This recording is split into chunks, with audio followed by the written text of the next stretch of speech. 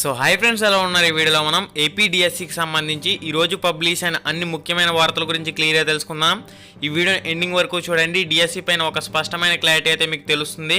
ఇక్కడ మనకి మెయిన్గా సాక్షి న్యూస్ పేపర్లో డిఎస్సి అభ్యర్థులు ఆగాల్సిందే అనే మెయిన్ టైటిల్తో మనకి న్యూస్ ఆర్టికల్ అయితే పబ్లిష్ చేశారు. సెలక్షన్ జాబితా విడుదలకు ముందుకు రాని ప్రభుత్వం, ఎన్నికల కోడ్ జీవోల కారణంగా విడుదలకు ఆటంకం, జూన్ లేదా ఆ తర్వాత ఎంపిక జాబితా అని చెప్పేసి మనకు ఒక పాయింట్ అయితే క్లియర్ అండ్ కట్గా మెన్షన్ చేశారు. కేటగిరీల వారీగా పరీక్ష రాసిన అభ్యర్థుల వివరాలను ఒకసారి మనం పరిశీలన చేసినట్లయితే స్కూల్ అసిస్టెంట్ పోస్టులకు 1,18,284 మంది అయితే పరీక్ష రాశారు. ప్రిన్సిపల్ పోస్టులకు 4,539 మంది అభ్యర్థులు అయితే పరీక్ష రాశారు.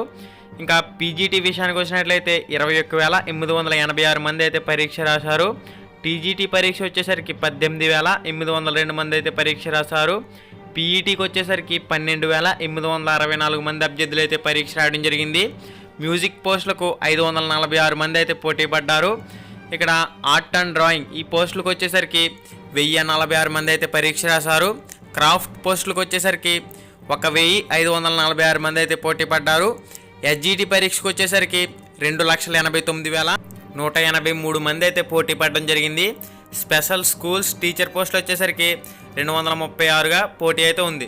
ఇక్కడ మొత్తంగా మనం చూసినట్లయితే 5,05,547 మంది అయితే పరీక్ష రాయడం జరిగింది. రాష్ట్రంలో ఉపాధ్యాయ పోస్టుల భర్తీకి సంబంధించి డిఎస్సి 2018 ఎంపిక మరింత జాప్యం కానున్నాయి. ప్రభుత్వం నుంచి అనుమతులు రాకపోవడంతో ఎంపిక జాబితా విడుదల ఆలస్యమవుతుంది. ఇందుకు ఎన్నికల కోడ్ ఆటంకంగా మారింది. ప్రభుత్వం నుంచి అనుమతి వచ్చాకే పోస్టుల భర్తీకి అవకాశం ఉంటుంది. మే ఆఖరు నాటికి ఎంపిక ప్రక్రియను పూర్తి చేయాలన్న పాఠశాల విద్యాశాఖ అధికారులు ముందస్తు ప్రణాళికలను రూపొందించుకున్న ఎన్నికల కోడ్ కారణంగా ప్రభుత్వం నుంచి జీవోల విడుదల నిలిచిపోవడంతో ప్రణాళిక అమలుకు అడ్డంకాలు ఏర్పడ్డాయి.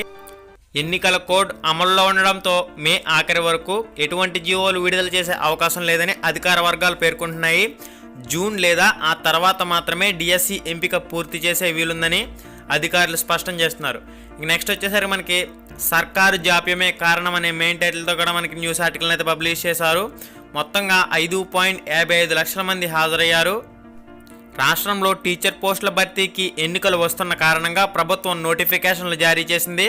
దాదాపు 30,000కు పైగా టీచర్ పోస్టులు ఖాళీగా ఉంటే 2 ఏళ్లుగా నోటిఫికేషన్ ఇవ్వలేదు. అదిగో ఇదిగో డిఎస్సి అంటూ మంత్రి గంటా శ్రీనివాస్ ప్రకటనలు రిలీజ్ చేస్తూ ఒకసారి 22,000 పోస్టులకు నోటిఫికేషన్ వస్తుందంటూ, మరొకసారి 14,000 పోస్టులకు నోటిఫికేషన్ వస్తుందంటూ, ఇంకోసారి 12,000 పోస్టులకు నోటిఫికేషన్ వస్తుందంటూ ప్రకటనలు రిలీజ్ చేసి డిఎస్సి కోచింగ్ సెంటర్ల నుంచి పర్సంటేజీల రూపంలో భారీ ఆదాయాన్ని దండుకుని టెట్ 1 అదేవిధంగా టెట్ 2 పేరుతో డిఎస్సి దరఖాస్తుల పేరుతో కోట్ల రూపాయలను ప్రభుత్వం నిరుద్యోగుల నుంచి దండుకుందని చెప్పేసి కూడా మనకి క్లియర్ కట్గా పబ్లిష్ చేశారు. అరాకొరాగా 7,902 పోస్టులకు నోటిఫికేషన్ రిలీజ్ చేసి చేతులు దులుపుకున్నారని చెప్పేసి కూడా క్లియర్గా ఇన్ఫర్మేషన్ అయితే పబ్లిష్ చేయడం జరిగింది. 6,08,155 మంది అయితే ఈ పోస్టులకు పోటీ పడ్డారు. ఓకే ఫ్రెండ్స్, దీనికి సంబంధించి ఇన్ఫర్మేషన్ అయితే ఈ విధంగా ఉంది.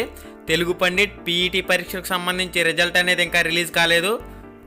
ఈ మొత్తం భర్తీ ప్రక్రియ అంతా పూర్తయ్యేసరికి జూన్ చివరి నాటికి కానీ ఆ తర్వాత కానీ ఒక స్పష్టమైన క్లారిటీ వచ్చే అవకాశాలు అయితే కనిపిస్తూ ఉన్నాయి. ఎవరైతే డిఎస్సి అభ్యర్థులు వెయిట్ చేస్తూ ఉన్నారో వాళ్ళకి ఇది ఉపయోగపడుతుందని చెప్పేసి అనుకుంటున్నాను. ఓకే ఫ్రెండ్స్, మీ ప్రతి ఫ్రెండ్కి ఈ వీడియోని అయితే షేర్ చేయండి. Thanks for watching. Have a nice day and జై హింద్. హాయ్ ఫ్రెండ్స్, మన ఛానల్లో పెట్టే వీడియోస్ని నోటిఫికేషన్ ద్వారా మీ మొబైల్కి పొందాలనుకుంటే రెడ్ కలర్ సబ్స్క్రైబ్ బటన్ మీద క్లిక్ చేసి మన ఛానల్ని సబ్స్క్రైబ్ చేయండి. అలానే పక్కనే ఒక బెల్ ఐకాన్ వస్తుంది, దాన్ని క్లిక్ చేయడం మాత్రం మర్చిపోవద్దు. నేను మీ Ganesh, welcome to Ram Ramesh productions.